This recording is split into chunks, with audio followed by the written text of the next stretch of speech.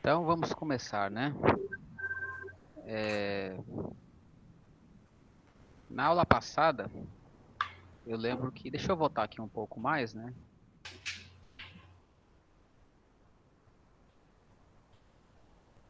Pessoal, vocês podem ir confirmando aí se o áudio está ok, a imagem também.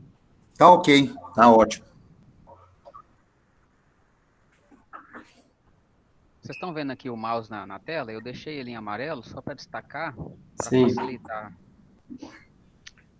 Bom, eu não vou aqui explicar de novo, mas só para a gente relembrar aqui o que a gente viu na aula passada, eu comecei falando com vocês sobre os vários níveis de organização, correto? E aí, cada uma dessas estruturas que estão aqui, que está aqui aparecendo na imagem, eu defini todas elas. Eu não vou falar de novo, né? Mas nós começamos aqui a partir do átomo, chegamos aqui até a biosfera. Então está aqui a definição, depois vocês podem ver na aula passada, o vídeo já está aí disponível para vocês, né? De todas essas estruturas que estão aqui presentes, vamos lembrar aqui quais são aquelas que são as mais importantes, que são de interesse aqui para o estudo nosso aqui na ecologia. População, comunidade, ecossistema e biosfera. E de cada um desses termos, eu coloquei aqui diante de vocês algumas imagens que mostram a definição de cada um deles, né? Então é importante saber o que é população, o que é comunidade, o que é o ecossistema e biosfera. Definimos também, na aula passada, o que é um habitat. Falamos aí de alguns exemplos, né? Na verdade, de vários, né? E nicho ecológico também, né? Lembrando que habitat, assim, bem resumido, tem a ver com o ambiente que uma espécie habita, e o nicho tem a ver com a função, né? Não somente a função, mas tem também vários aspectos, né? Eu coloquei aqui para vocês. E aí eu terminei a aula passada falando sobre cadeia alimentar. Defini aqui para vocês o que são os produtores, os consumidores, né? Vocês viram que produtores, de um modo geral, são os seres autotróficos. Por que autotróficos? Porque eles têm a capacidade de produzir a sua própria energia. Por isso que eles têm esse nome, produtores. E todas as espécies que vêm depois de produtores são chamados de consumidores, que são seres heterotróficos. Ao contrário dos produtores, eles não têm a capacidade de obter a energia de que precisam sozinhos. Então, eles precisam se alimentar de outros seres, né? Então, eles vão se alimentar de produtores ou de outros consumidores, né? Dessa forma, a gente tem ainda uma outra classificação dentro de consumidores, né? Que é o consumidor primário, que são aqueles normalmente animais que são herbívoros, né? Porque se alimentam de plantas, de um modo geral.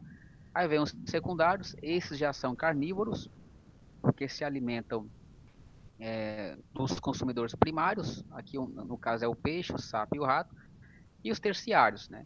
Nessa cadeia que está aparecendo aqui, na verdade são três cadeias, né? Nós temos aí no máximo quatro etapas, quatro níveis, né? Porque uma cadeia, ela normalmente ela não é muito extensa, né? E cada nível, cada etapa em uma cadeia alimentar, nós chamamos de nível trófico. Então aqui os produtores ocupam o primeiro nível trófico, onde inicia a cadeia, consumidor primário, segundo nível trófico, o secundário, terceiro nível trófico, e aqui, por último, o quarto nível trófico. Eu lembro que nós paramos mais ou menos aqui, falando de decompositores, né? Os decompositores são espécies que fecham a cadeia. Quem são mesmo os decompositores?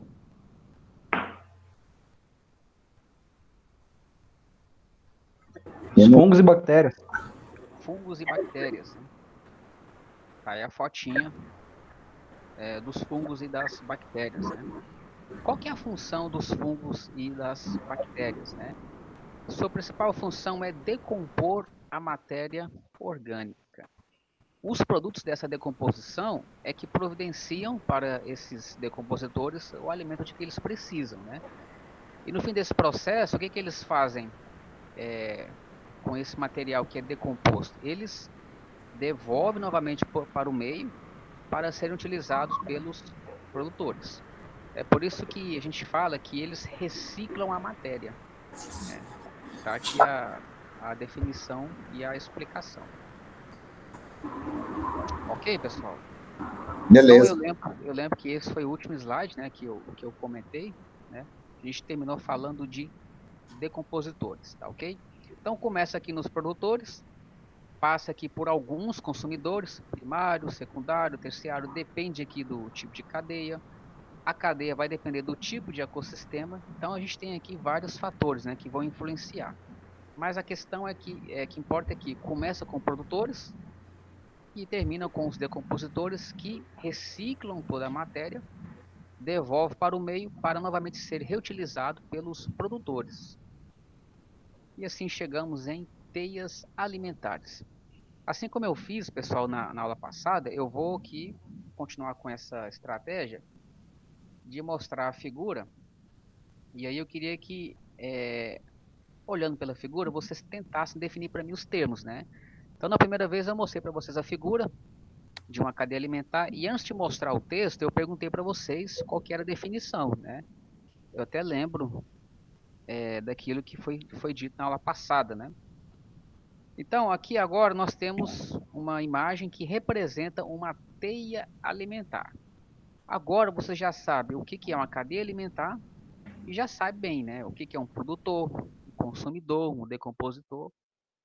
Mas agora eu trago para vocês uma nova definição, uma teia alimentar. Com base nessa imagem que está aqui, pessoal, o que que vocês diriam para mim que é uma teia alimentar? Me dá só um minutinho, pessoal, rapidinho.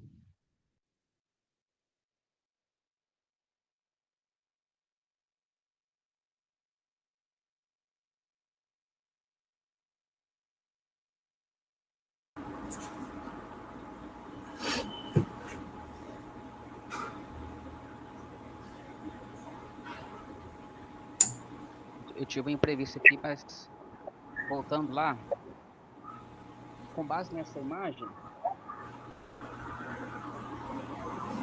que vem a ser uma teia alimentar? Não é, professor, isso aí é como se for, a teia não seria, assim, não é a mesma coisa que cadeia, né? Mas a teia seria uma dependência um do outro aí para sobrevivência aí praticamente, né? Como assim, dependência? Por exemplo, a cobra, ela depende do rato aí para comer outros animais, não é isso? Aham. Ela não é herbívora, né? Tá, Isso. não é isso? Então, o que eu imagino seria isso, né? É mais ou menos por aí. O caminho é exatamente esse. Mas olhando essa figura, quem falou foi o Reniel, Leandro, Leandro. Olhando para essa figura, Leandro, lembra lá da primeira figura da cadeia alimentar. O que que difere aquela figura dessa? Porque aqui, assim como na outra, tem produtores, correto? tá certo. Embaixo. Tem aqui os consumidores, primário, secundário, terciário, tá aqui, né? Os animais estão aqui, mas o que que essa figura tem que a outra não tem? Professor, Tem Oi, ramificações, né? tem ramificações. Aonde você viu essas ramificações? Aí no caso dos consumidores primários para os secundários. E aí já, no caso desse ratinho, já vai direto para o terciário lá. O terciário. Você fala do ratinho para a coruja. Isso. Não só a coruja, mas A cobra temos aqui e a esse outro. serpente e o rato, né? Aham. Aí, pessoal, não sei se digamos vocês... que, Oi. digamos que a teia, ela abrange um conjunto de cadeias, Isso, e umas interligando umas com as outras. exatamente. Na verdade, o que vocês viram aqui de diferente, que não tinha na outra imagem, é esse monte de seta aqui, pessoal, ó. Então, Ele pula nessa figura... etapas, aí você quer dizer, né? Ele pode pular etapas. Também, mas a questão é que nessa imagem aqui, pessoal, eu tenho quantas cadeias alimentares? Aí tá na Só uma. terciária, né? Três, né? A gente tem aqui algumas, né? Eu não contei, mas a gente pode contar aqui. Como eu bem disse aí, eu não estou aqui vendo o nome de vocês, só vejo o slide. A teia alimentar é um conjunto de cadeias alimentares, né? Como que eu sei disso? Esse ratinho aqui, ó, se eu for pegar aqui a sequência, né? Ele é consumidor primário, porque ele se alimenta aqui dessa planta que está aqui, né? E ele serve de alimento para a coruja, para a serpente e para o rato. Só que a serpente, ou melhor, só que o rato, ele serve de alimento para o coelho, que se alimenta aqui dessa plantinha aqui. Então a Não gente vê entendi. que o rato, ele está participando de duas cadeias simultaneamente. Não seria assim, não, professor, porque o coelho não. O coelho não serviria de comida para o rato, nem um rato para o coelho, porque ele é herbívoro. Eu falei errado, na verdade é porque a seta passa aqui atrás do rato, é a coruja. Eu acho que é a coruja, sim.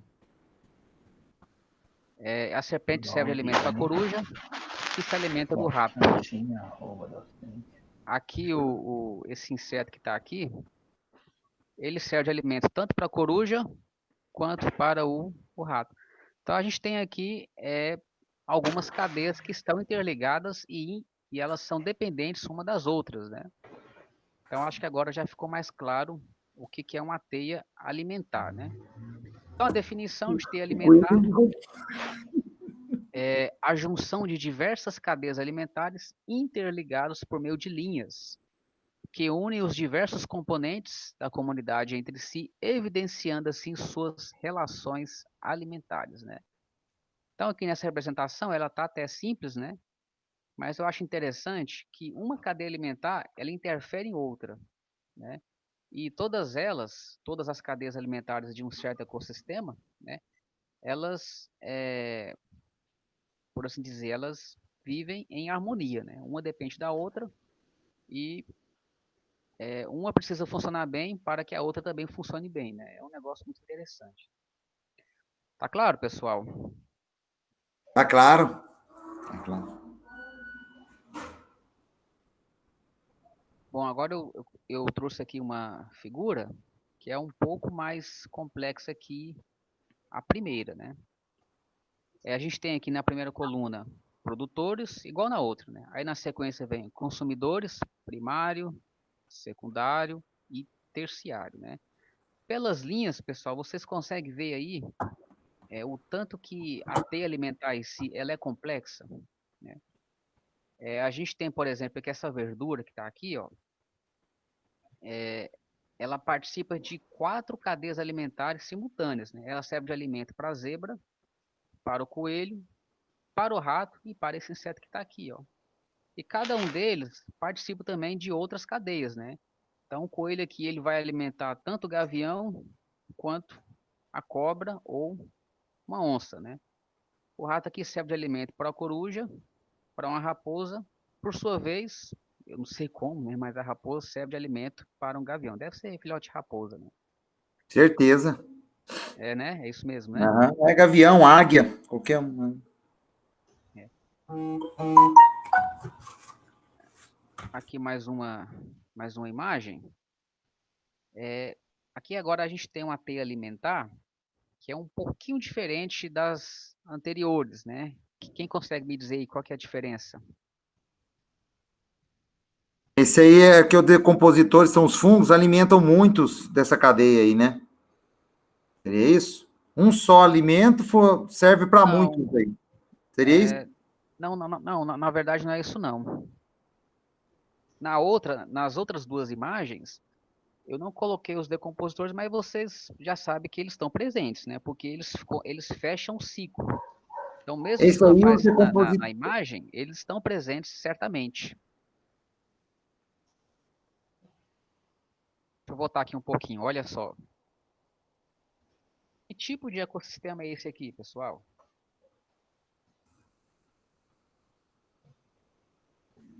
É um ecossistema terrestre, correto? Certo. Esse aqui, que tipo de ecossistema? Terrestre também. Também terrestre, né? E agora, e esse aqui? Esse é aquático. Aquático, né? Tanto é que vocês estão vendo aqui, ó, peixe, camarão, né? Então, a diferença é que essa é uma teia alimentar de um ecossistema aquático, né? Aí vocês vão fazer para mim um exercício, né? Localizar nessa teia alimentar aqui os produtores e depois identificar os consumidores primários, secundários e terciários, se porventura houver. Vamos começar primeiro aqui com os produtores, né? Localize para mim aqui na imagem aonde estão presentes os produtores. É os decompositores, os produtores. Seria isso? Não, não, né? Não. Os decompositores, eles aparecem lá no final da cadeia. Ah, é o contrário essa aí. E na teia alimentar vai ser do mesmo jeito. Eles são responsáveis por fazer a reciclagem. Então tem que aparecer, né, lá no final do processo. Numa Professor, cadeia. Oi. não, desculpa aí, é que eu já ia dar um palpite aí sobre uma resposta da 1. Vamos pegar a primeira. Você fala quais são os produtores? Sim, Pode falar. fitoplâncton. Fitoplâncton. Como que você chegou nessa conclusão? Aqui, ó, Fitoplâncton não são tipo aqueles matinhos que ficam na água? Isso, exatamente. Exatamente. Aqui na palavra, fito significa planta. Planta. Plâncton, eu Então, acho que é o é. fito que é o Oi? é os fito que é o fitoplâncton que é os produtores. Exatamente. A Um palavra deles, fito né? significa planta e plâncton significa errante, né? É como se fossem umas plantinhas que ficam em regiões mais perto da superfície, né? Então, eles são, nessa teia alimentar aqui desse ecossistema aquático, eles que são os produtores, ou seja, aquelas espécies que são fotossintetizantes, né? Então, eles vão alimentar aqui. Agora sim, a gente pode responder a segunda, né? Sobre quem são os consumidores primários, secundários e terciários. Vamos começar com os consumidores primários, né? Então, tá aqui o fitoplâncton, tudo começa aqui, ó. Consumidor primário. Quais são eles? Zooplâncton. Zooplâncton. Zooplâncton, né? Que Lambudinha.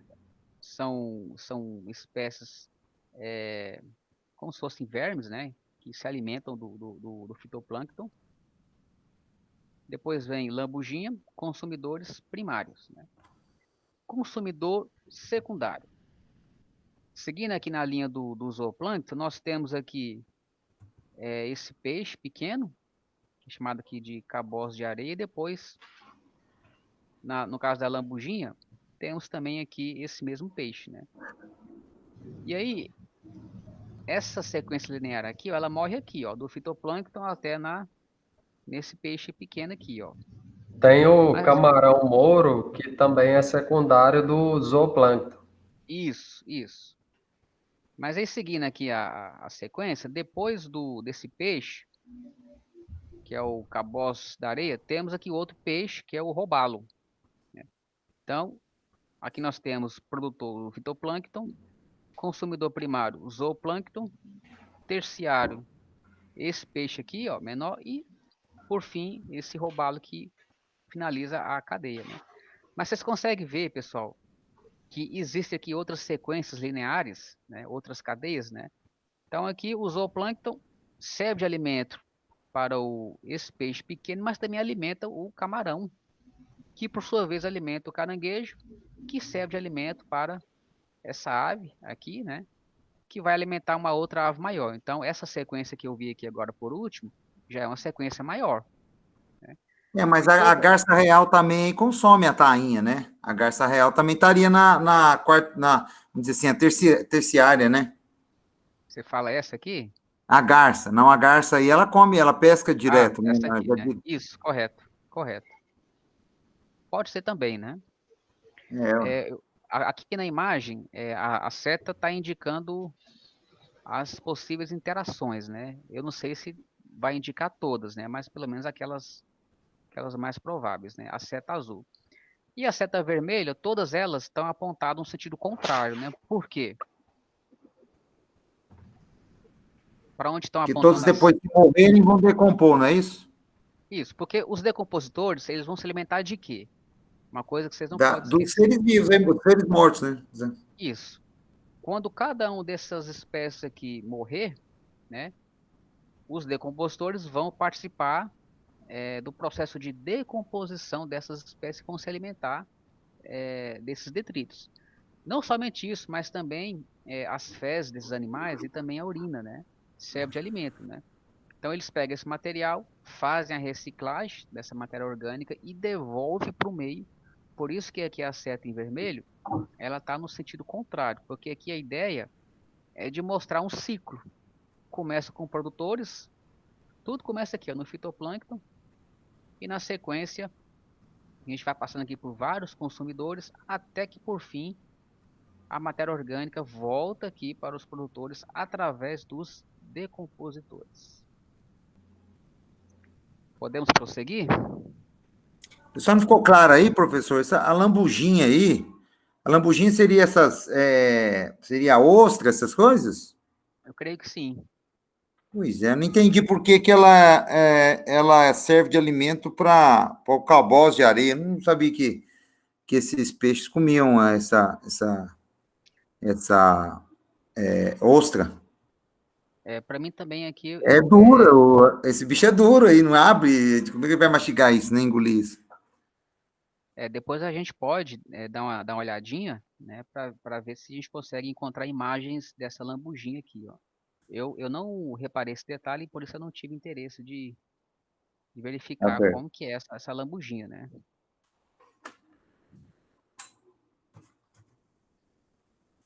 Vamos prosseguir? Vamos.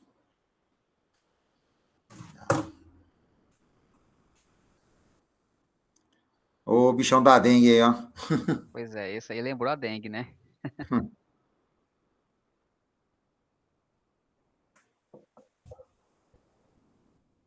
Bom, agora, pessoal, eu queria falar sobre uma das partes mais importantes dessa parte introdutória, que é o fluxo de energia e matéria, né? Essa é uma das partes mais importantes. Não sei se vai ter como a gente finalizar hoje, mas vamos tentar aproveitar nosso tempo aqui, né? Bom, então até agora a gente viu várias definições, vários termos. Vocês viram como que funciona uma cadeia alimentar. Vocês viram aí o que é uma cadeia alimentar, uma teia alimentar. Agora, o interessante de tudo isso, pessoal, é que ao longo de uma cadeia alimentar, ou numa teia alimentar por inteiro, como vocês acabaram de ver, existe um fluxo de energia e matéria, né? Eu vou até falar um pouco hoje, um pouquinho sobre física, sobre termodinâmica, e vocês vão ver como tudo faz sentido. Eu lembro que na aula passada, não lembro bem quem, me perguntou sobre isso, né? Ficou uma dúvida, mas como que a matéria vai conservar se um vai se alimentando do outro, né? No fim das contas, como que fica esse negócio, né? Então eu acredito que hoje vocês vão entender, vai ficar um pouco mais claro como que ocorre esse processo, né? Esse fluxo, como que a energia vai fluindo ao longo de uma cadeia. Vamos começar do começo então, pessoal? Primeiramente, pessoal, eu coloquei aqui essa imagem bela que vocês estão vendo aí, né? A gente tem aqui um jardim e uma árvore, né? A árvore, vocês já sabem, ela representa quem aqui? Os produtores, né? Então, todo o processo lá na cadeia alimentar começa aqui na árvore, né? Então, primeira pergunta, como que se inicia o processo de captação de energia através dos produtores? Como que esse processo se inicia, né? Fotossíntese? Fotossíntese, né? Mas vamos tentar ver com mais detalhes como que ocorre essa fotossíntese, né? Lembra daquela aula que eu falei sobre níveis de organização? Foi a aula passada, né? Vocês lembram, né? Mais ou menos. Não estou lembrado, não, professor. Eu estou contando que vocês estão vendo as aulas gravadas, tá, pessoal? Ah, tá vendo? Então, olha só. Você tem aqui a folha. Nas folhas nós temos aí a célula. Esse aqui é uma representação de uma célula típica de uma planta, tá? Ela é desse jeito mesmo. Lembra quando eu falei que dentro da célula nós temos organelas, né, que seriam como se fossem os órgãos do nosso corpo? E cada Certo. organela tem uma função específica, né? Na organela nós temos um pigmento, ou melhor, dentro da célula, chamado de clorofila, né?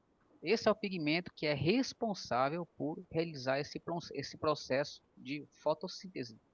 Então, é como se essa clorofila que está aqui em verde representasse um motor da célula que possibilita a fotossíntese acontecer. Então, todo o processo ele ocorre aqui dentro. Eu estou mostrando para vocês aonde ocorre esse processo. Agora, próxima pergunta. Quais são os ingredientes dessa parte inicial? O primeiro deles, o Sol. Por que o Sol? Vamos lembrar um pouco da definição do termo, né? O que é uma fotossíntese, pessoal? O que significa esse nome? A troca de energia seria, né? Vamos tentar pegar pela palavra. Foto significa luz. Luz. E síntese é um termo que vem lá da química, né? Nesse contexto aqui, para falar o quê? De uma reação química que está produzindo um novo composto. Então, o que é fotossíntese? Na verdade, não é só uma, mas é um conjunto de reações que só ocorrem quando há incidência de luz. Tá ok? E aí, lembrando lá da física, pessoal, vocês lembram lá das teorias lá do Einstein? Existe uma forma de nós quantificarmos a energia que está associada a uma radiação. Qual que é a fórmula utilizada? E igual a Hν. Vocês lembram dessa fórmula lá da física? Chegaram a ver, pelo menos? Vimos. Então, E é energia, H chamado de constante de Planck, e esse Ni aqui, que é uma letra grega, representa o quê? O comprimento de onda. Só lembrando aqui um pouco lá da física, né? Existem vários tipos de radiação eletromagnética. É o termo que a gente dá, é o termo correto, né? O que vai diferenciar uma radiação de outra? Vai ser o lambda. Falei errado, não é Ni, é lambda, que é o comprimento de onda. Então nós temos, quais são os tipos de radiação que vocês conhecem? Então temos aí radiação visível, radiação ultravioleta, infravermelho, raios gama. A gente tem aí vários tipos, né? O que diferencia de um para o outro é apenas o comprimento de onda. Então, de toda a luz que incide sobre a Terra, que as plantas captam aqui, obviamente ela não vai aproveitar todos os tipos, né? Ela vai aproveitar uma faixa específica, né? Então, essa irradiação aqui, ela vai incidir sobre a planta, né? E aí vai ocorrer aqui um processo, que é uma reação química, né? Só que a gente está falando de ingredientes, né? Somente a radiação, ela é o suficiente? Ou falta algo a mais? Falta chuva também, né? Chuva é. Ou seja, água, né, pessoal? Isso. Água, né? Então eu coloquei aqui sais minerais. Tá? Aqui são essenciais também. Quais são esses sais minerais? Eu pus aqui apenas a representação de cada um deles, né? Cálcio, potássio, fósforo, potássio, sódio, magnésio, ferro, flúor e iodo. Então, esses são alguns dos sais minerais presentes, né, que a planta precisa para poder realizar essas reações químicas, né? E por fim, eu estou aqui colocando para vocês qual que é a reação química que representa essa fotossíntese, que é o CO2 reagindo com a água, produzindo C6H12O6, que é... Quem lembra o nome dessa molécula aqui? Isso aí não é o gás carbônico, não? Não é o gás carbônico, não. É não. C6H12O6 é a glicose, que nós chamamos de uma forma mais genérica de matéria orgânica. C6H12O6 mais oxigênio.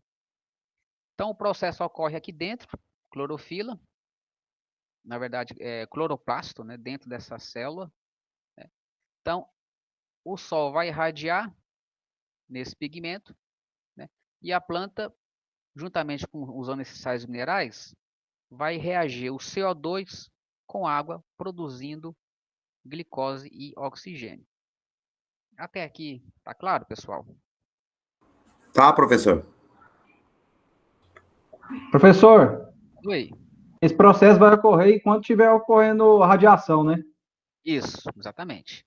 É por isso que você já deve ter ouvido alguém falar que se não fosse a luz do Sol, não haveria vida na Terra, né? Porque a gente está falando de fluxo de energia em matéria. Mas de onde vem, digamos assim, essa energia inicial? Ela vem do Sol. Então, se não houvesse Sol, não haveria fotossíntese. Se não houvesse fotossíntese, né, não haveria, por exemplo, oxigênio. Sem oxigênio, né, a maior parte das espécies, né, que usa o oxigênio, né, para sobreviver, né, não existiria, né? Então tudo começa aqui no Sol. Então essa reação, pessoal, é que nós chamamos de processo de fotossíntese. Mas como falei para vocês, fotossíntese é um conjunto de reações, né, das quais essa é um exemplo. Então essa reação é a reação responsável por produzir o que, pessoal? Matéria orgânica. E que isso fique claro, tá? Aonde está presente essa matéria orgânica? Me respondam.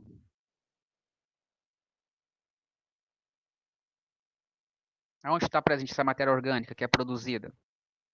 Está aqui na imagem, ó. Eu estou até apontando aqui, ó. Eu não entendi, professor.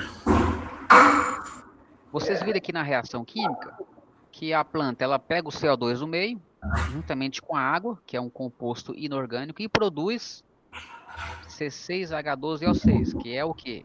Glicose, matéria orgânica. Aonde que está presente essa matéria orgânica? Nas folhas. Nas folhas, só nas folhas? No Ah, caule, na raiz, na raiz. ou seja, todo o corpo da planta é que apresenta essa matéria orgânica. Então, conforme a planta ela vai crescendo, ela vai realizando esse tipo de reação aqui, ó, ela vai aumentando o quê? A sua massa. Então, toda essa matéria orgânica que está presente na planta por inteiro. É bom lembrar, pessoal, que essa é uma reação, só que existem outras muitas reações e muito complexas que também ocorrem paralelamente, tá ok? Dando sequência aqui ao processo. O que a gente pode concluir até agora, pessoal? A energia luminosa recebida, ela é utilizada para a produção de substâncias orgânicas, as quais ficam armazenadas como energia potencial química. O que aconteceu aqui, em poucas palavras? Tivemos a conversão de energia luminosa, que é o que? A radiação eletromagnética proveniente do Sol, em energia potencial química. Essa energia potencial química está presente aonde, precisamente? Nas moléculas de glicose ou glicídios. Tranquilo até aqui? Professor, Oi. então quer dizer que uma planta ela é basicamente glicose e oxigênio. Não, não quer dizer isso não. Existem outros tipos de molécula, né? Mas Ah, essa aqui, das reações que ocorrem na planta, ela é uma das principais. Por quê? Porque além de produzir essa molécula aqui, também produz o quê? Oxigênio, que é uhum. essencial para que outras espécies, na verdade a grande maioria, né, também sobreviva. Beleza. Beleza? Então vamos dar sequência aqui. Então eu tenho aqui o mesmo cenário, né? Tá aqui uma outra plantinha. Vocês agora já viram como que inicia esse processo de captação de energia. Agora vamos imaginar, eu coloquei aqui duas espécies que são seres herbívoros, que se alimentam também de folhas, plantas, né? Tem aqui o coelho e a girafa, né? Nesse caso aqui o coelho não vai conseguir alcançar essa árvore, né? Mas ele consegue comer alguma vegetação que está aqui nessa região aqui. A girafa já consegue, né? Pessoal, a imagem aí para você está nítida? Tá nítida, professor. Tá nítida. Boa. Essa foi a melhor que eu encontrei. Então, olha só, pessoal. Vocês viram que a planta ela consegue produzir o seu próprio material de subsistência, que é o quê? Aquela matéria orgânica, glicose, são os glicídios, e o oxigênio. tá ok? Então é um ser autótrofo. O que acontece quando um coelho ele se alimenta de uma plantinha, ou uma girafa se alimenta dessa planta aqui? Como que vai acontecer essa transferência de energia do produtor, que é a árvore, para os consumidores, nesse caso, primários, né? Então, vamos entender como que acontece esse processo. Primeiramente, para onde vai a matéria ou energia que esses herbívoros se alimentam, né? Eu vou aqui listar para vocês quais são os caminhos. Primeiro caminho, toda a matéria orgânica que é consumida por um coelho e por uma girafa são utilizadas para quê? Primeiro, para que eles realizam sua respiração celular. Só respiração celular? Não, alimento também, alimento. Não, eu tô falando do alimento, né? Quando o É. coelho se alimenta, ok? Ele come a plantinha. Esse alimento sofre um processo de digestão, enfim. Então, isso possibilita o quê? A respiração celular. Daqui a pouco eu vou mostrar para vocês como que é a reação química. Só que é só respiração? Não. Também algumas atividades que têm a ver com o nicho de cada espécie. Quais são essas atividades?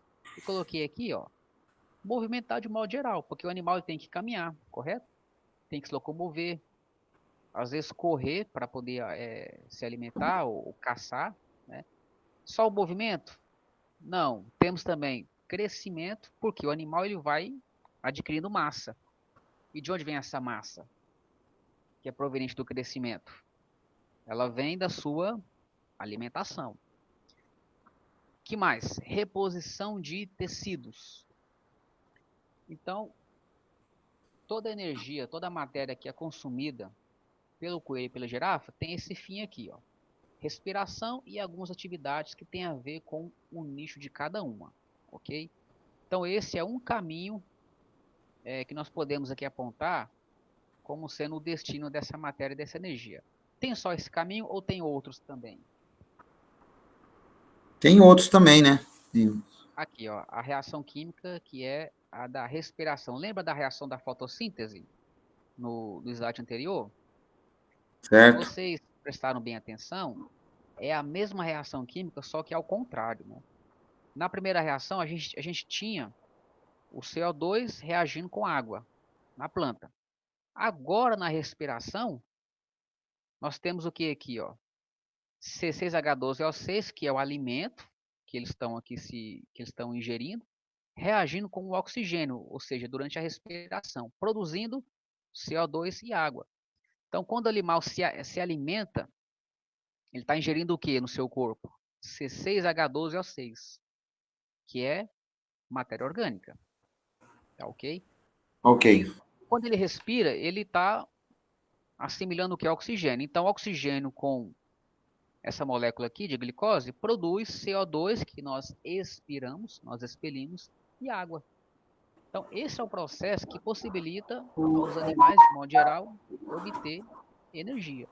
Então, o que está acontecendo durante a respiração, pessoal? Matéria orgânica está sendo consumida, está sendo quebrada. Porque essa molécula deixa de existir, gerando CO2 e água. Esse é o processo da respiração. Então, esse é um dos caminhos pelos quais a matéria e a energia fluem através aqui do coelho e da girafa, né? Qual que é o outro caminho? Antes de eu falar do outro caminho, dessa energia que eles ingerem, grande parte dela é perdida sob a forma de calor. Para onde que vai esse calor? Dissipa no ar. Dissipa pelo meio. Um ponto muito interessante aqui agora, pessoal, é que esse calor aqui, ó, que a gente fala que é uma energia que é dispensada, né? É uma forma de energia que não é aproveitável, tá ok? Ela simplesmente dissipa para o meio, né? Não só o coelho e a girafa, mas qualquer espécie que vem aqui depois, né? Seja consumidor primário, secundário ou terciário, eles vão estar sempre perdendo calor. Então, até agora, vocês já perceberam que a energia que é assimilada aqui, ó, pelo coelho e pela girafa, não é aproveitada 100%. Parte dela é perdida. Uma das formas, através de calor. Por fim, pessoal, seguindo aí a seta aqui vermelha, o que acontece? Grande parte do alimento que o animal consome é perdido através das suas excreções, né? Que são fezes e urina, e CO2, já falei aqui da respiração, e água. Então, pessoal, o alimento que o coelho e a girafa estão ingerindo aqui, né, serve para quê? Para respiração celular, que é onde temos aqui a quebra dessas moléculas orgânicas, produzindo CO2 e água. Serve para ele realizar suas atividades, durante as quais ele perde energia na forma de calor, que é uma energia não aproveitável. E outra parte, ele perde para o meio, através das suas excreções. No fim das contas, quanto que eles vão aproveitar de energia relativo ao quanto eles se alimentaram? Muito pouco. Na verdade, não dá nem metade, né? E Não. isso não é fácil não é difícil de entender, porque vamos pensar o seguinte: vocês acham que um coelho ele come muito, se alimenta muito? Não sei, depende do tanto que movimenta, né? Tem que depender do tanto de energia que ele gasta. Vamos pegar o nosso caso, né? O quanto a gente se alimenta todo dia e o quanto a gente não aproveita, o quanto que é eliminado por meio de fezes e urina. É bastante, não é? Então, só da gente fazer esse cálculo, esse raciocínio simples, a gente percebe que boa parte da matéria que a gente ingere, a gente não aproveita. Da parte que nós aproveitamos, tem mais uma outra parte que a gente perde na forma de calor, porque o corpo trabalha o tempo todo, né? O coração está batendo, o sangue está se movimentando, a gente está perdendo calor. Então, no fim das contas, a gente aproveita energia, a gente aproveita muito pouco do total que a gente ingere. Tá? Esse que é o ponto que eu queria deixar claro aqui, ó. Vocês estão vendo que a energia está fluindo aqui e está sendo dissipada na forma de calor? Mas por que o processo ele é contínuo? Por que a gente sempre vai ter energia fluindo nesse sentido? Por conta do Sol. Então, o Sol é o responsável por esse processo ser um processo infinito. Ele nunca termina. Por mais que a energia esteja sendo perdida na forma de calor, ou nesse caso aqui na forma das excreções, como o Sol é uma fonte aparentemente inesgotável, né? A gente sabe que não é, né? Mas ele ainda está brilhando, né? Então o Sol garante que esse processo continue indefinidamente. Alguma dúvida até agora? Não.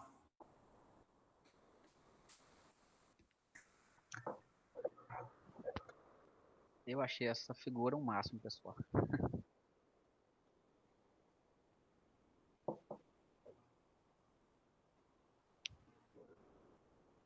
Então, até agora, eu mostrei para vocês como que acontece esse processo nos produtores e nos consumidores primários, né? Mas vamos ter uma visão geral do que acontece quando a gente leva em conta os produtores e a gente vai caminhando aqui até consumidores terciários, quaternários, até chegar aqui nos decompositores. O que acontece com a energia durante todo esse percurso aqui, ó? Pela imagem aqui, já está bem explícito, vocês estão vendo aí, o que acontece com a energia, e da mesma forma que acontece com a matéria. Eu deixei aqui também, na imagem, a reação de fotossíntese, que é uma reação das mais importantes, e os sais e minerais que a planta utiliza para poder promover essas reações, né? Antes de dar sequência, eu queria definir aqui um termo que é biomassa, né? O que é biomassa? Diz aqui, é a massa total de matéria orgânica contida em um ser vivo. Ela reflete a quantidade de energia química potencial disponível para o nível trófico seguinte. Então, é a massa total presente em um ser vivo, né? Se eu perguntar aqui, por exemplo, quem aí não tem vergonha de falar o peso?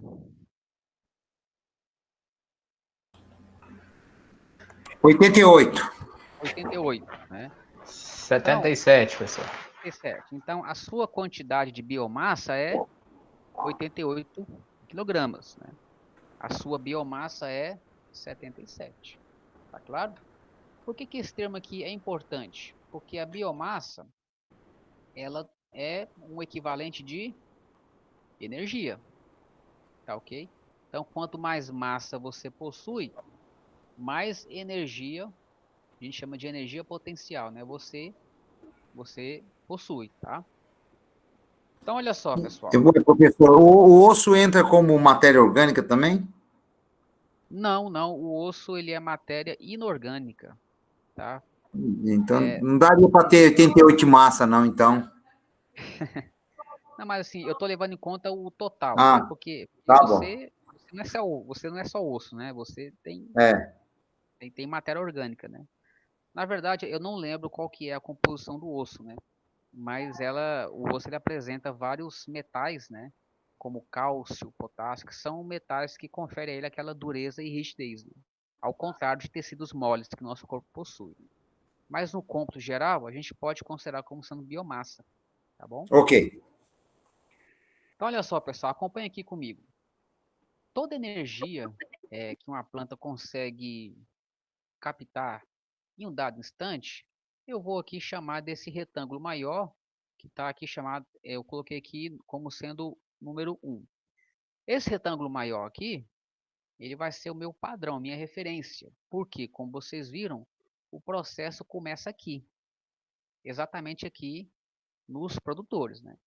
Então, toda energia que a planta consegue produzir em um dado instante, eu vou considerar como sendo esse retângulo aqui, que eu chamei de 1, ok?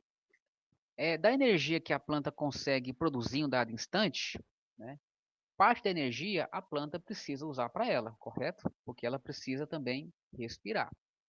Então, desse total aqui de energia que a planta produz, esse quadrado, esse retângulo menor aqui, que eu chamei de 2, eu vou chamar ele de perda de energia na respiração vegetal, né? E aí o que sobra, que é esse retângulo número 3, é o que eu chamo de a energia que fica disponível para os herbívoros. Então, do total de energia que a planta produz em um dado instante, ela usa uma pequena parte para ela respirar. Então, ela gasta essa energia, fica para ela.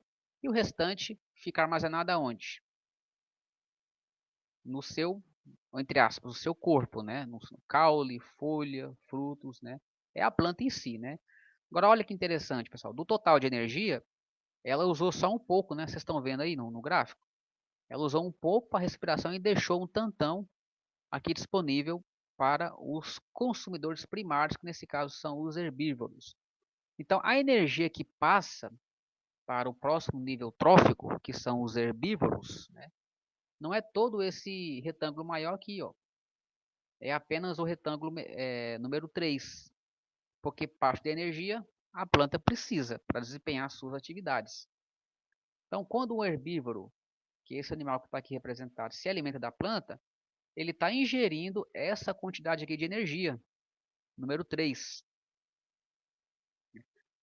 Depois que o herbívoro, que é o consumidor primário, se alimentou dessa quantidade de energia, agora olha só o quanto dessa energia que ele realmente vai aproveitar. Então, esse retângulo de número 4 está aqui, perda de energia nas fezes dos herbívoros. Vocês conseguem ver que já é mais do que 50%. Então, de tudo que ele alimenta, mais da metade ele perde somente em forma de fezes e da sua urina. E o 5, energia assimilada pelos herbívoros. Então, esse 5 aqui é energia que, digamos assim, vai fazer parte da sua biomassa. Essa é a sua massa. É a biomassa. A gente também pode colocar aqui a respiração, né? A energia que ele de fato, vamos colocar assim, a energia que é efetiva, a energia que ele pegou para si, que ele está usando para se locomover, para correr, para se alimentar. Número 5. Quando a gente vai para o próximo nível trófico, olha só o que acontece. Vamos imaginar que nesse próximo nível trófico, que é um consumidor secundário, tá essa onça aqui, ó. 6. Perda de energia na respiração dos herbívoros. Então, essa é a energia que o herbívoro gasta para respirar. E a 7 é a energia disponível para os carnívoros. Então, olha só, do total de energia que ele ingeriu, sobrou somente 7. Somente 7. Qual foi o total de energia, de matéria que ele assimilou? Uns 30% aí, mais ou menos, né? É, mais ou menos isso, ou menos, né? Foi o 3, né? Energia disponível para os herbívoros. Tá vendo aqui, ó? Isso aqui é o que ele ingeriu, de 3. Aí o 4 é o que ele perdeu por meio de fezes e urina. O 5, energia que realmente, digamos assim, entrou no animal, né? Aí da energia que entrou, ele usou um pouco para respirar e sobrou só 7.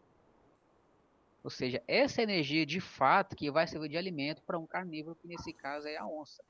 Vamos comparar agora esses retângulos aqui com o primeiro, pessoal. O que a gente pode concluir até agora? Comparando o primeiro, que é o nossa referência, né? Com essa energia que está aqui, ó. Esse 7, que é a energia presente no corpo do animal. O que aconteceu aqui? Vai perdendo, né? Vai perdendo a energia, ela vai cada vez mais vai reduzindo. Ela perde através das fezes do animal, calor que ele perde para o meio, respiração. Então, só de passar de um nível trófico para o outro, já temos uma redução brusca de energia, né? Vocês agora entendem por que só que, abrindo aqui um parênteses, que muitas vezes vocês ouvem alguém falar assim, alimenta mais de planta, ou vegetais, verduras. O motivo é por esse motivo aqui, ó. Por conta dessa energia que vai ficando cada vez menor, energia disponível, conforme a gente vai caminhando ao longo de uma cadeia alimentar. Então, olha só, o 7 é energia disponível para os carnívoros, né? Dessa energia que de fato alimenta o carnívoro, 8 é a energia que é perdida na forma de fezes pela onça, e o 9 é a energia que de fato é assimilada. Dessa energia que é assimilada, o 10 é a energia que é usada para respirar, e o 11 é a energia disponível para o nível seguinte. E se eu for continuar aqui, ó, dependendo do tamanho dessa cadeia, a energia vai ficando cada vez menor. Então, nesse momento, nós já temos condições de redefinir o que é um ecossistema. E essa definição, ela é melhor do que a anterior, ela é assim mais completa. Vamos lembrar da primeira. O que é mesmo um ecossistema? Quem lembra aí da aula passada? É uma cadeia, professor. Ecossistema é a cadeia. Um ecossistema é formado por 2 fatores. Quais são eles? Fatores bióticos e Bióticos e abióticos, professor. abióticos. Só que não são apenas os fatores, tem uma interação entre eles, né?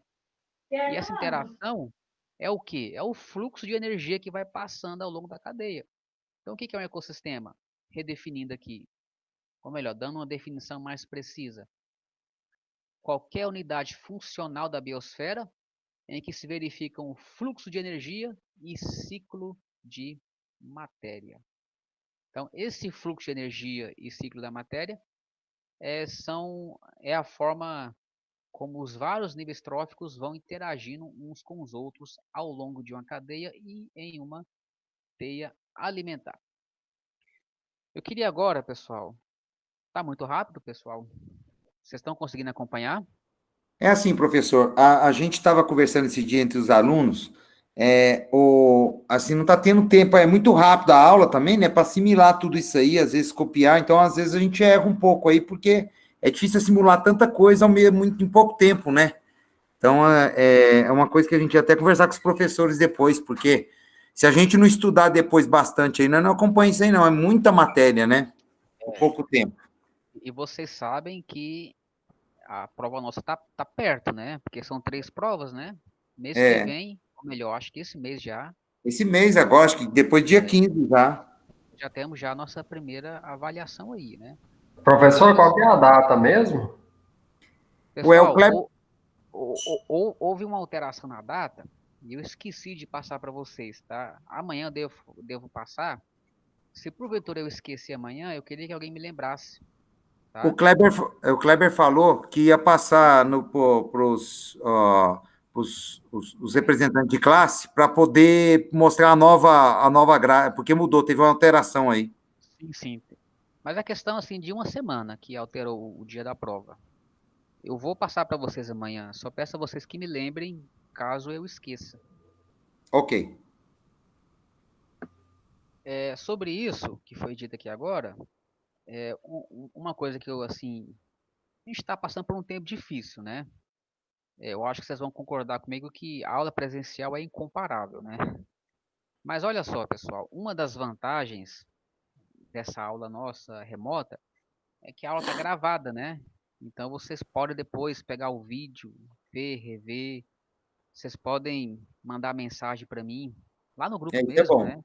Isso Aí é bom. a gente pode tá conversando, tá? Então eu queria sim contar com vocês nesse sentido, de vocês terem esse engajamento, tá? Realmente só participar da aula aqui à noite não é suficiente, tá? Passei também para vocês um livro, para vocês acompanharem um livro muito bom. Então eu também espero de vocês um retorno, tá? Ok. Bom, pessoal, até agora, o que que a gente pode colocar assim como ponto importante? Eu separei aqui uns 4 pontos muito importantes de tudo aquilo que a gente viu até agora, né? Primeiro deles, o que que a gente pode perceber? A transferência de energia tem início com a captação de energia luminosa lá pelos produtores e termina onde? Com a ação dos decompositores. Então o processo começa onde? Nos produtores, uma árvore, que é um ser fotossintetizante, e termina com os decompositores que reciclam a matéria orgânica, devolvendo para o meio para ser reutilizada pelo produtor. Segundo ponto, em cada nível trófico, parte da energia armazenada nas moléculas orgânicas é utilizada na realização de trabalho e liberada na forma de calor. Um herbívoro que se alimenta de uma árvore, né, vocês acabaram de ver, né, ele vai perdendo essa energia na forma de fezes, urina, na forma de calor, e conforme ele vai realizando trabalho, ele vai consumindo energia. Em uma cadeia alimentar, portanto, a quantidade de energia presente em um nível trófico é sempre maior que a energia que pode ser transferida ao nível seguinte. Esse ponto precisa ficar muito claro. Vocês viram agora nesse desenho uma escadinha, né? Sempre o nível trófico seguinte vai pegar menos energia que foi assimilada no nível trófico anterior. Isso tem que ficar muito claro. E por fim, a transferência de energia ela é unidirecional. Por que que ela é unidirecional? Quem percebeu esse detalhe aí nas figuras? É que ela, é como se fosse a cadeia que você falou, né? Ela já tem uma só direção, né? Ela, A energia começa a fluir aonde? Nos No- produtores. isso, E vai até o último consumidor e não volta. isso. Por isso que ela fala que ela é uni. Ela só tem uma direção. Começa no produtor e vai até o último consumidor. E aí, mais uma vez, né? Então, já que essa energia ela é unidirecional a sua transferência, por que que o processo continua indefinidamente, sem parar? Por causa da quantidade de ser vivo, não é não? Não. O Porque que, ela o que, que, retorna. o que que abastece essa máquina ecológica que faz ela continuar funcionando sem O parar? sol, né? O sol, pessoal. O sol que não apaga nunca. Então, enquanto o sol estiver brilhando, o processo vai estar ocorrendo. Por mais que a gente tenha percas de energia ao longo do processo, na forma de calor, na forma de excreções, como o sol está alimentando a fotossíntese, então o processo vai continuar ocorrendo indefinidamente. Ok? Ok. Vamos falar agora sobre pirâmides ecológicas, né?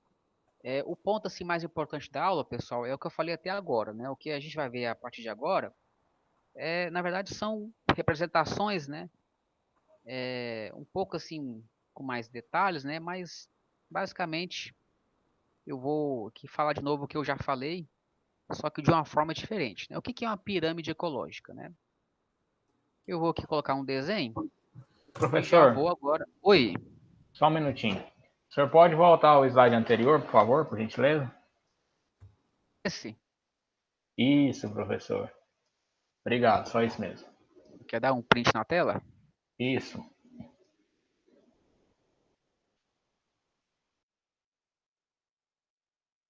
Então, o que que é uma pirâmide ecológica, pessoal? Quem for esperto aí já vai sacar aí o que que significa essa pirâmide, né? Porque vocês já viram aí algumas figuras, né? Que dá a entender o significado dessa pirâmide. São retângulos horizontais sobrepostos que representam a energia ou seu equivalente em massa, em biomassa, nos diferentes níveis tróficos. Então, essa pirâmide que está aqui, vocês estão vendo ela aí, vocês estão percebendo que cada retângulo, ou poderia ser um paralelepípedo, né? Ele vai diminuindo. Por que que ele vai diminuindo? Porque cada retângulo representa o quê? Energia.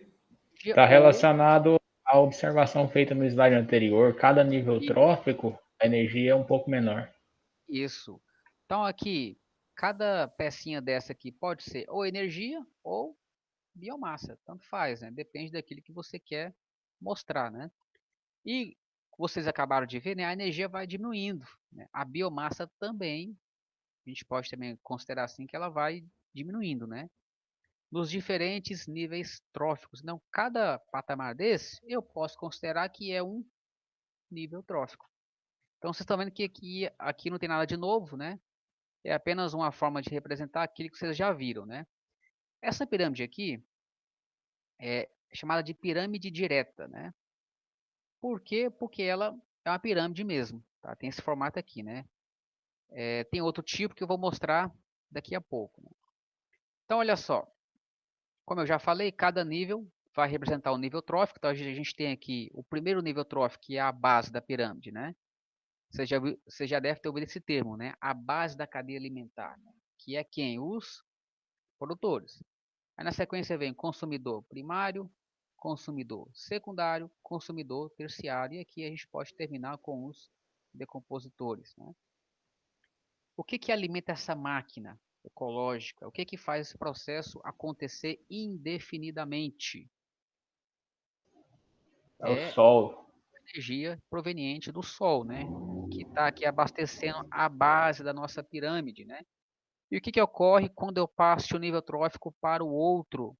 Eu vou perdendo energia na forma de calor que é dispensado para o meio. Então, isso aqui que é uma pirâmide ecológica. Um ponto importante aqui. Conforme eu passo de um nível para o outro, o que que ocorre?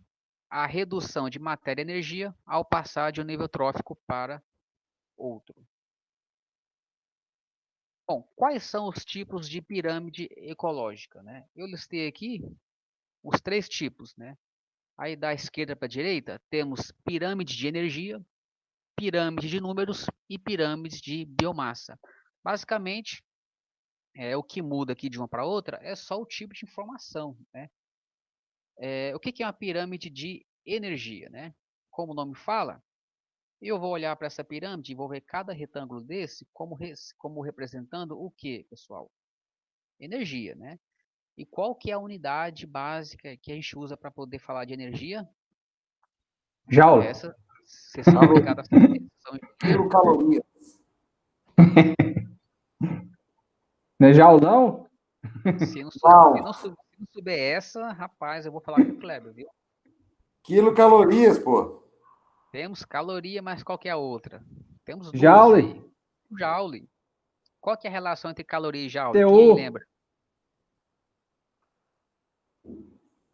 Quem lembra Fala aí, qual que é a Raniel. relação? Fala aí, Raniel. Fala pra mim, né? É claro. Você não entrou aí? Eu sempre confundo, pessoal, mas eu acho que é assim, ó, uma caloria equivale a 4,18 joule, É ou por o aí. contrário. Então, uma caloria vale... É fácil, né? Porque quando você 4 pega joules. um alimento, né? Você vê atrás dele, você vai no supermercado, você vê lá, né? Tem tantas calorias de carboidrato, de lipídio, né? Então, é fácil você não esquecer, né? Nesse caso aqui, a gente está usando a quilocaloria. Então, olha só, essa é a primeira pirâmide aqui, ó. A gente tem aqui na base, olha o total de energia que a gente tem aqui nos produtores. Quase 15.000 quilocalorias. Aí chega no consumidor primário, que nesse caso aqui são os herbívoros, né?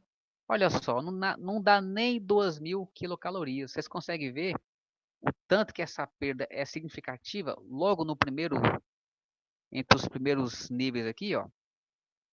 Então essa é Ela uma tá pirâmide jogando de... muito fora. É, ainda bem que os decompositores conseguem reciclar, porque se não fossem eles, né, a gente estava perdido. Então olha só, pirâmide de energia representa a energia presente em cada nível trófico por área ou por volume. Então essa é uma das formas de representar essa pirâmide. Eu posso colocar quilocaloria por metro quadrado, se eu estiver aqui considerando uma área, né, ou por metro cúbico, né, se eu estiver considerando aqui um volume, né, por exemplo, um volume de plantas, né, de árvores. Então tem essas duas formas de a gente expressar aqui essa unidade, né. Aqui também poderia ser joule, né.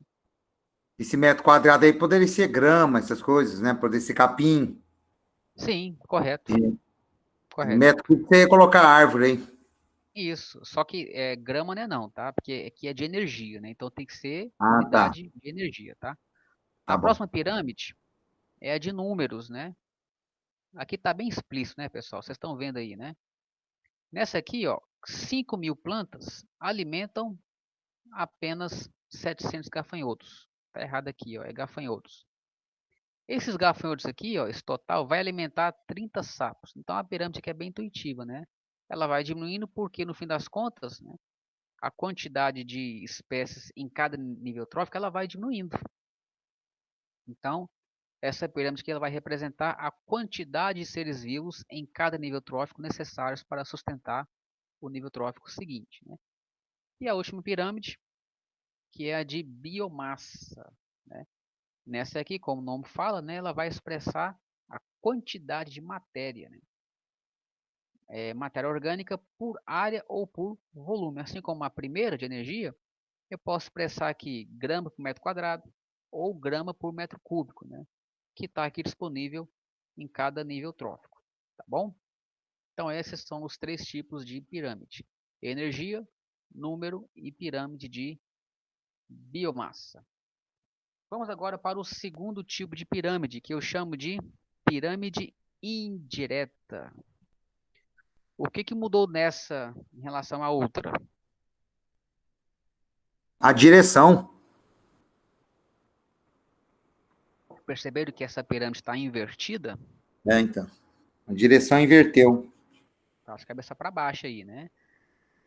E olha só, apesar disso, pessoal, os produtores aparecem lá na ponta, né?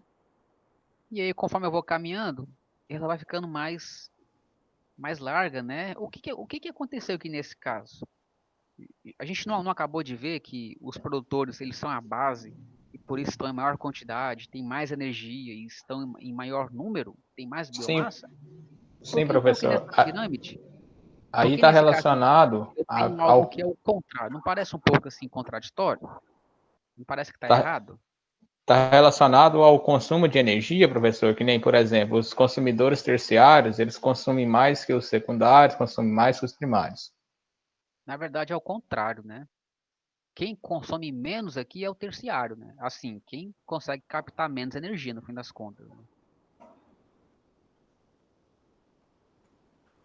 E Não aí, consegui entender. quem sabe me Dá uma dizer sensação que é o oposto, né?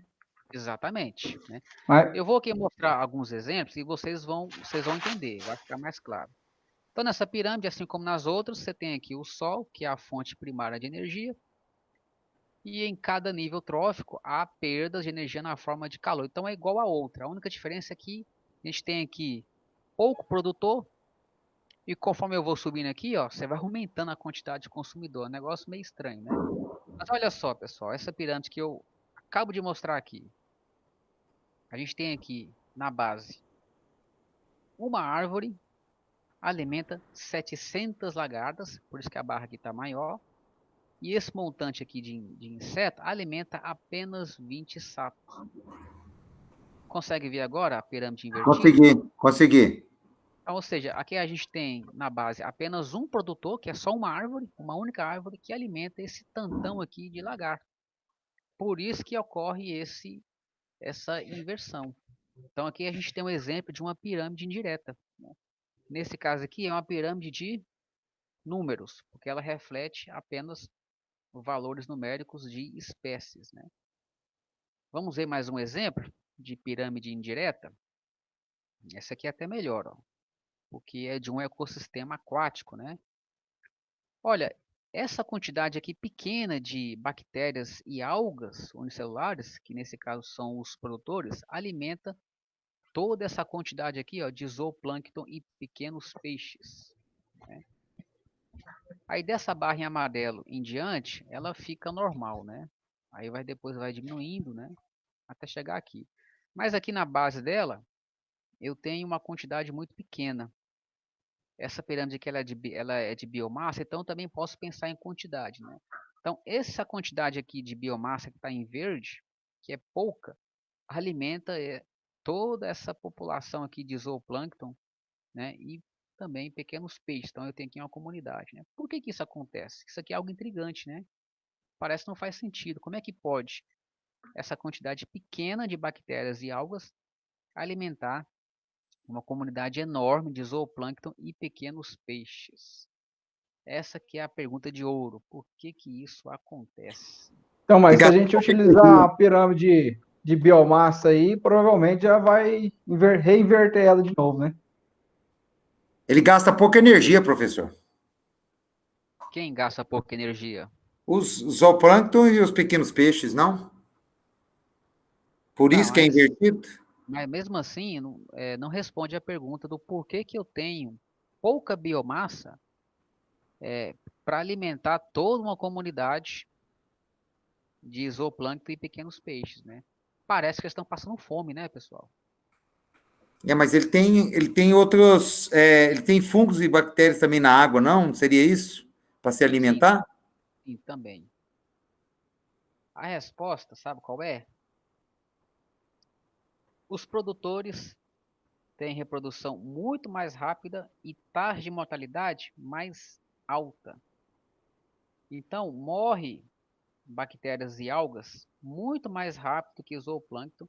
Só que da mesma forma que a taxa de mortalidade é alta, a taxa de reprodução também é rápida.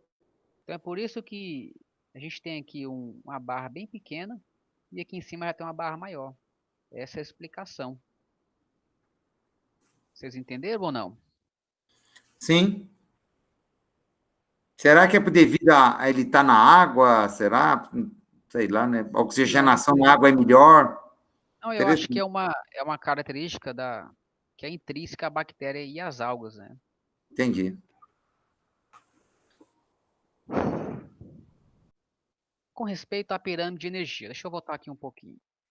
Então, a pirâmide indireta, vocês viram dois exemplos, né? Que é a pirâmide de números, que é a primeira que eu Biomassa. mostrei, e a outra de biomassa, né? Faltou uma que é de energia, né? Será que existe uma pirâmide indireta de energia? Essa pergunta vou te colocar na prova, hein? Existe pirâmide de energia indireta? Mas, professor, o Sol não vai muito profundo no mar, né? Então, não sei, sabe? A resposta é não existe. Por que que não existe? Quem aí é fera em termodinâmica vai saber responder, né? Por que que não existe pirâmide inversa de energia? Vamos lembrar lá da termodinâmica, pessoal. Por que que uma pirâmide de energia não pode ser invertida? Primeiro, acompanhe aqui comigo. A energia nunca é destruída ou criada, apenas transformada. Lembra daquelas imagens anteriores, onde a gente via a energia que estava num bloco maior e de repente ela ia diminuindo? Lembra Certo, disso? lembro. Então, imagine se a pirâmide fosse invertida, pessoal. Faria sentido? Não. Não, porque você começaria com pouca energia e de repente ia aumentando mais, mais e mais, sendo que somente a base é autótrofa, ou seja, somente a base tem capacidade de se alimentar do Sol e produzir energia, sendo que o restante não tem essa capacidade. Então, uma pirâmide invertida de energia não faz o menor sentido. Tá clara essa última fala minha, pessoal? Tá. A energia ela vai se dissipando. Então, sempre uma pirâmide de energia, nós vamos ter sempre esse perfil aqui, ó. Uma barra maior, uma menor, a outra menor e vai sempre diminuindo, porque a energia vai se dissipando para o meio, tá? E isso a gente tem que lembrar da termodinâmica e da química, que fala, tem uma lei na química, que é chamada de lei da conservação da massa. O que essa lei fala? Que a energia não pode ser criada ou destruída. O que acontece com ela então? Ela é apenas transformada, né?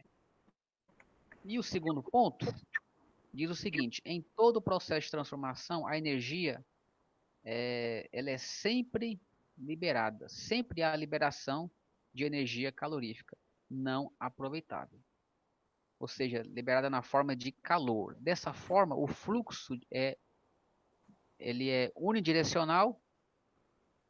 O fluxo de energia unidirecional ele é um fenômeno universal. Então, a explicação é essa, porque a energia, conforme ela vai sendo, conforme ela vai passando de um nível para o outro, né, ela vai se perdendo no meio, na forma de calor e outros meios que vocês já viram, então, ela sempre vai diminuir. Ela não é destruída nem criada, mas ela vai se transformando e nesse processo ela vai se perdendo ao longo do caminho. Ela é um processo adiabático irreversível. Exatamente, Jobs. Exatamente. Agora eu não sei se é irreversível. A gente poderia considerar como sendo irreversível. Pode considerar assim, como sendo irreversível. Pessoal, tá claro até agora? Tá claro. Eu queria terminar hoje, mas acho que não vou conseguir. Mas vai faltar só um pouquinho para a gente poder finalizar. Eu termino isso na próxima aula. Eu vou terminar por aqui. Só queria deixar um texto aí para reflexão. A mudança que você procura pode estar na renúncia que você não faz. Só para vocês refletirem um pouco. Queria fazer aqui uma chamada rapidinho.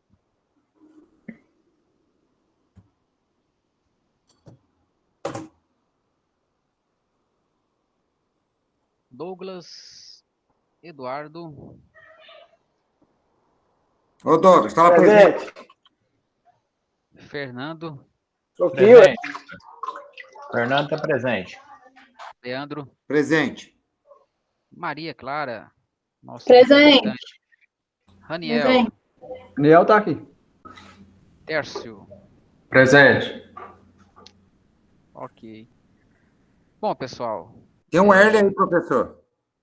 Não está aqui aparecendo para mim. Ué. Eu vi agora. Werley. Presente, professor. Pessoal, valeu vocês continuarem até aqui. Vocês já devem ter percebido, pessoal, que a gente tem muito conteúdo aqui, né, pessoal? Muito. Bom, né? Então é bom você já começar a estudar. Eu ainda estou preparando ainda exercícios, tá? Devo separar um tempo essa semana melhor para poder fazer isso. E eu devo colocar essa aula amanhã lá no YouTube, tá? Para vocês depois rever, tirar dúvida, né? Ver com mais calma. Tá ok, pessoal? Tá ok. Ok, professor. Então, até mais. Até mais. Boa noite.